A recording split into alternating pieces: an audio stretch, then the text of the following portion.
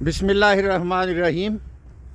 दोस्तान मोहतरम, मैं बात ये कर रहा था, दरमियान में कट गई वीडियो, कि कोई भी कौम जब दूसरों को, अपने मुखालफों को शिकस्त देने में नाकाम हो जाए जंग के मैदान पर, तो वो उसको शिकस्त देने के लिए कोई और तरीके अपनाते हैं। और वो सबसे अहम तरीका जो अपनाया जाता है आम तौर पे, वो होता है डिवाइड एंड रूल।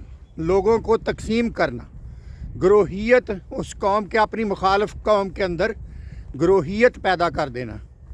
और मुसलमानों के साथ, मुसलमानों के जो दुश्मन थे, जो मुसलमानों के मुखालिफ थे, आप कह लें यहूद व नसारा, उन्होंने भी मुसलमानों को तकसीम करके उनको शिकस्त देने का सोचा और वो उस पर प्लानिंग की और वो उसमें बहुत कामयाब रहे। मगर अफसोस इस बात का है कि दुश्मन तो चाल चलता ही है, मुखालिफ तो चाल चलता ही है। हम भी बिला तरद्दुद उसके आलाकार बन गए और हमने ख़ुद को फ़िरक़ों में तकसीम कर लिया। 4 फ़िरक़े मुसलमानों के हैं। अब भी अगर हमने अपने आप को बचाना है और अपनी बचत चाहते हैं तो हमें इत्तेहाद करना पड़ेगा, हमें एक दूसरे को बर्दाश्त करना सीखना पड़ेगा। जैसे मुसलमानों के अब 4 बड़े फ़िरक़े, बड़े ग्रोह हैं, जिनमें बरेलवी मकतबा फ़िक्र है और देवबंदी मकतबा फ़िक्र है, वहाबी मकतबा फ़िक्र है और अहले तशय्यो हैं। इनमें सबसे ज़्यादा अक्सरियत बर्र-ए-सग़ीर के अंदर नहीं, बल्कि मैं समझता हूँ पूरी दुनिया में पाई जाती है, वो बरेलवी स्कूल ऑफ थॉट की है।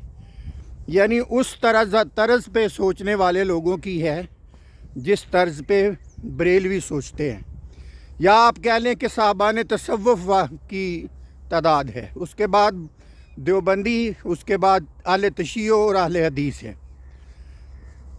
अगर हम सारे मिलकर, बरेलवियों को मैं कहना चाहता हूँ कि आप भी अपने आप को थोड़ा तब्दील करें और तब्दीली अपने अंदर ये लाएं कि आप बजाय औलिया और सालिहीन और सूफिया के वाक़यात और किस्से सुनाएं और शेर व शायरी से काम चलाएं। आप इस तरह करें कि आप कुरान और सुन्नत को अपनाएं। अपने अकायद को, मैं ये नहीं कहता कि आपके अकायद दुरुस्त नहीं हैं, मैं ये कहता हूँ कि अपने अकायद को आप कुरान और सुन्नत से साबित करें। और देवबंद मकतबा फ़िक्र को मैं ये कहना चाहता हूँ कि आप अमल में बहुत अच्छे हैं, मगर आप के अंदर भी थोड़ा तशद्दुद पाया जाता है। आपके अंदर भी इश्क़ रसूल, ज़ाती हुज़ूर नबी पाक सल्लल्लाहु अलैहि वसल्लम की ज़ात से मोहब्बत में आपके अंदर कमी नज़र आती है, आप उसको पूरा कर लें। और जो बरेलवी मकतबा फ़िक्र है, इनके अंदर अल्लाह रब्बुल इज़्ज़त के साथ बंदगी वाला जो ताल्लुक़ है वो बड़ा कमज़ोर है, तो वो उसको मज़बूत करने पर मेहनत करें।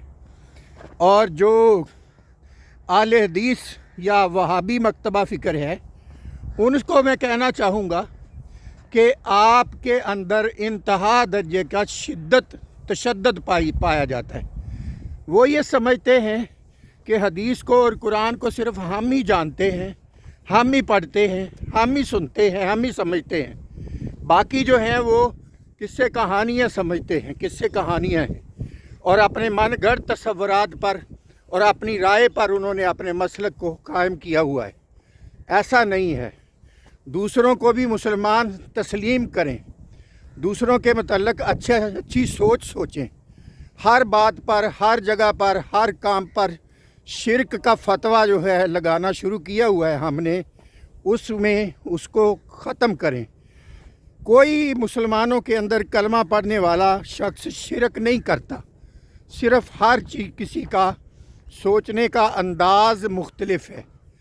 एक ही हदीस को आप भी पढ़ते हैं, दूसरे भी पढ़ते हैं, मगर हर किसी का सोचने का अंदाज़ मुख्तलिफ है। तो उनके अंदाज़ को भी आप बर्दाश्त करना सीखें। اور اپنے اندر نرمی لائیں، اپنے اندر پیار لائیں، محبت لائیں۔ اور اہل تشیع کو میں کہنا چاہوں گا کہ خدا را بس کریں۔ کتنی صدیاں ہو گئی ہیں امت نے لڑ لڑ کے انہی چیزوں پر اپنا ستیہ ناش کیا، مگر حل کوئی نہیں نکلا، نتیجہ کوئی نہیں نکلا۔ نہ سنی ختم ہوئے، نہ دیوبندی ختم ہوئے، نہ وہابی ختم ہوئے، نہ اہل تشیع ختم ہوئے۔ کیا ہوا اگر 4 آدمی ادھر سے نکل کر ادھر آ گئے اور ادھر کے 4 آدمی ادھر نکل کے چلے گئے؟ اس سے کیا فرق پڑتا ہے؟ فرق اس سے پڑتا ہے کہ آپ لوگوں کے ذہنوں میں تشدد ڈال رہے ہیں، آپ لوگوں کے ذہنوں کو پراگندہ کر رہے ہیں، آپ لوگوں کو ایک دوسرے سے لڑا رہے ہیں۔ اسلام کی، دین کی دعوت کے نام پر آپ لوگوں کو لڑا رہے ہیں۔ یہ لڑانا اگر